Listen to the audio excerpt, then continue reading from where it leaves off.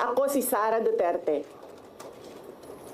Tatakbo bilang Pangulo ng Pilipinas. Syukran.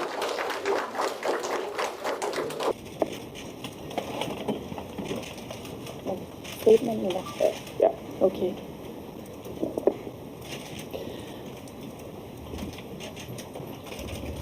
Assalamualaikum warahmatullahi wabarakatuh. Madayaw ug maayong adlaw kaninyong tanan. Magandang araw sa inyo lahat.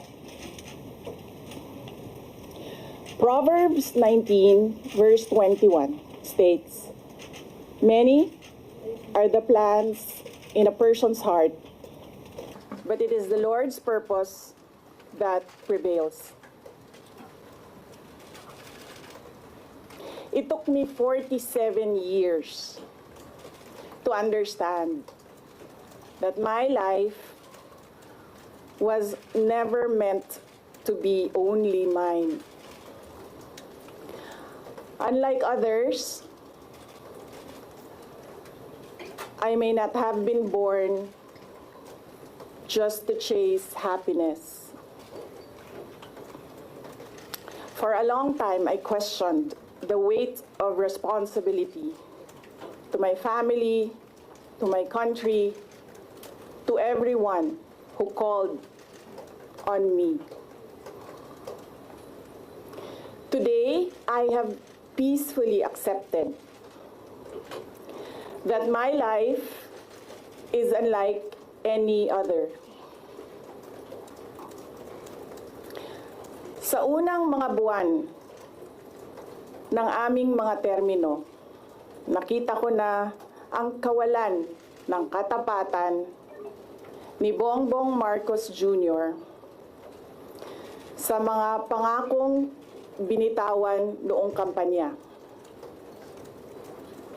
pati na sa kanyang sinumpaang tungkulin para sa bayan. Dahil hindi ko kinaya na maging bahagi ng 2025 national budget na tadtad ng katiwalian, pinili kong umalis sa kabinete kahit alam ko na mula pa noong 2023 na ang magiging kapalit ay ang aking impeachment. Mga kababayan, humihingi ako ng paumanhin. Patawad kung tinulungan ko mahalal si BBM bilang Pangulo ng ating bansa.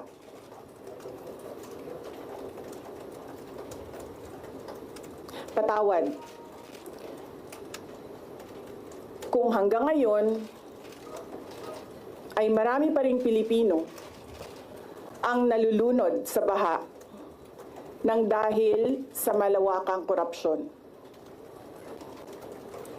Patawad kung lantaran ang pang-aabuso ng ating mga institusyon para sa pansariling interes ng mga politiko.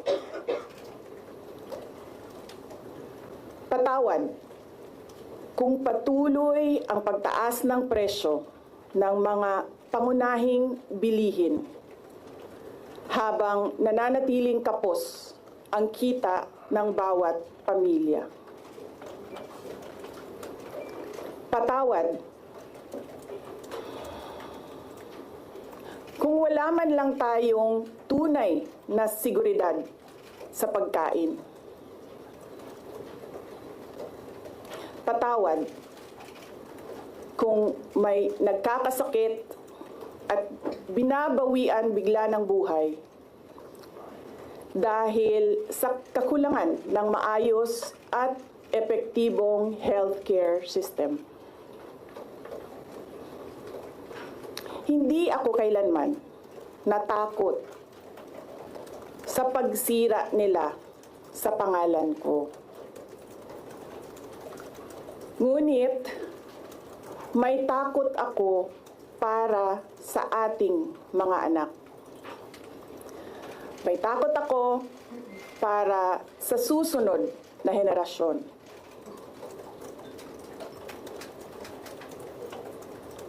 May takot ako para sa mga kababayan nating walang bahay sa ibang bansa. Walang pangalawang pasaporte,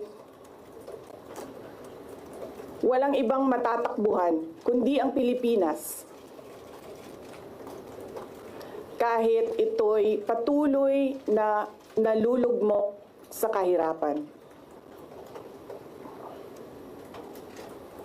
Na ako'y kahadlok, nga moabot ang adlaw na dawaton na lang nato ang kapobrihon isip kapalaran.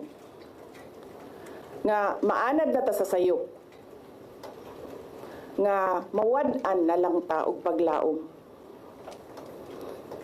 Og labaw sa tanan na ako'y kahadlok,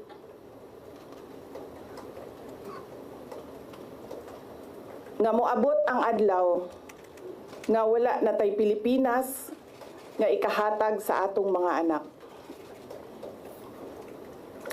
I cannot kneel before each and every Filipino to beg for forgiveness. Instead,